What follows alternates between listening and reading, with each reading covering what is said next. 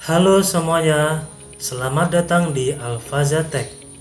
Ini merupakan video pertama dari episode pertama, yaitu mengenai HTML. Perkenalkan dulu, nama saya Eko Apriliani. Saya merupakan founder dari Alfaza Tech.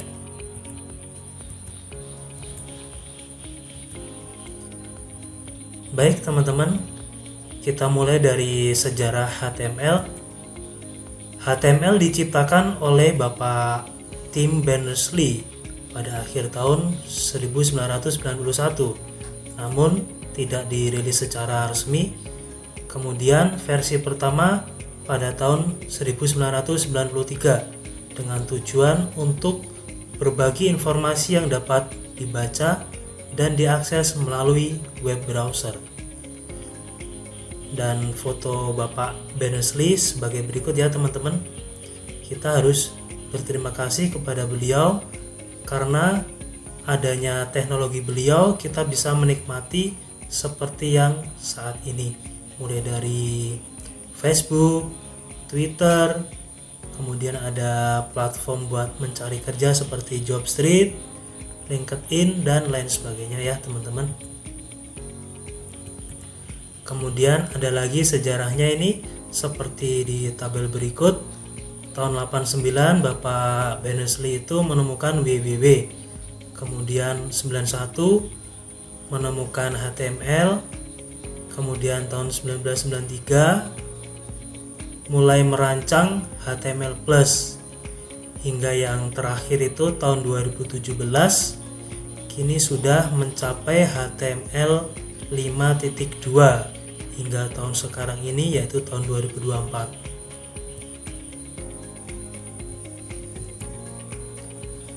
Kemudian apa itu HTML?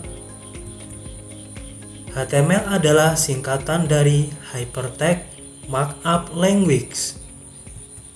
HTML adalah bahasa markup standar untuk membuat halaman web.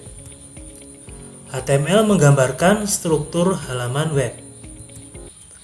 HTML terdiri dari serangkaian elemen.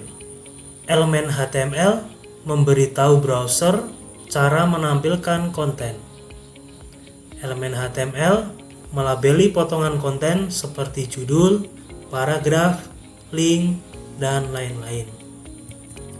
Pengertian tersebut saya ambil dari www.w3school.com. Contohnya seperti ini ya teman-teman, HTML.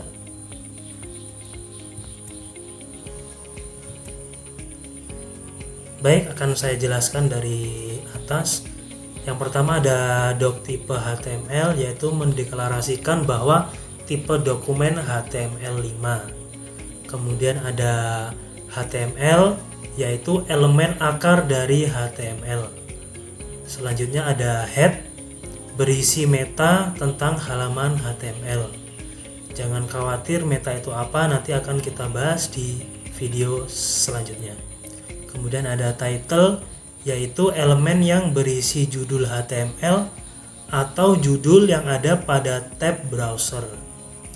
Kemudian ada body, merupakan elemen sebagai tempat untuk seluruh isi konten HTML seperti judul, paragraf, gambar, hyperlink, video, audio, tabel, daftar atau list, dan lain-lain.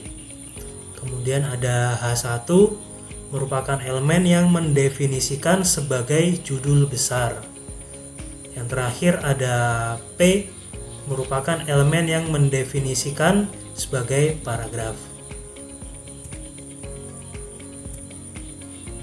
Apa itu elemen HTML? Elemen HTML didefinisikan sebagai tag awal, beberapa konten, dan tag akhir. Contohnya seperti ini ya teman-teman. Yang pertama ada nama tag, kemudian isi konten, dan terakhir nama tag. Ini merupakan tag penutup. Elemen HTML memiliki tag pembuka dan tag penutup. Implementasinya sebagai berikut ya. Ini ada tag H1, isi kontennya yaitu Hello World, ini adalah judul. Kemudian ada tag penutup H1. Selanjutnya ada tag P yang merupakan tag paragraf ya teman-teman. Isi kontennya adalah ini merupakan paragraf pertama saya. Diakhiri dengan tag penutup P atau tag paragraf. Kemudian ada web browser. Tujuan dari web browser adalah untuk membaca dokumen HTML dan menampilkannya. Seperti yang kita ketahui bahwa web browser itu banyak sekali macamnya ya teman-teman. Mulai dari Google Chrome, Microsoft Edge, kemudian Mozilla Firefox, ada Safari, dan lain sebagainya. Browser tidak menampilkan tag HTML, tetapi menggunakannya untuk menentukan cara menampilkan dokumen. Contohnya seperti ini. Kita tadi ada tag beberapa ya seperti H1 dan P, namun pada browser tidak ditampilkan tag-tag tersebut. Yang ditampilkan adalah isi konten tag tersebut. Struktur HTML sebagai berikut ya teman-teman. Ini merupakan sedikit gambaran. Jangan khawatir, nanti kita akan bedah satu persatu saat kita mulai praktek ngoding ya teman-teman. Kemudian ada HTML editor atau text editor yang mungkin habis video ini kalian persiapkan untuk memulai ngoding. HTML editor merupakan tools yang dipakai untuk membuat, merancang, dan mengedit HTML. Contoh text editor HTML atau bisa disebut text editor. Yang pertama Notepad, yang kedua Notepad++, yang ketiga Sublime Text, yang keempat Atom, yang kelima ada Visual Studio Code. Sebenarnya masih banyak lagi ya teman-teman. Ini saya ambil yang sering kita pakai atau di kalangan developer banyak yang memakai. Seperti yang kita ketahui bahwa ikonnya sebagai berikut ya teman-teman. Ada Notepad, ini kemudian ada Sublime, Atom maupun Visual Studio Code.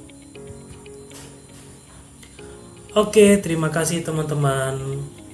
Dukung channel kami ya. Semoga bisa membantu. Jangan lupa like, komen, dan subscribe. Terima kasih.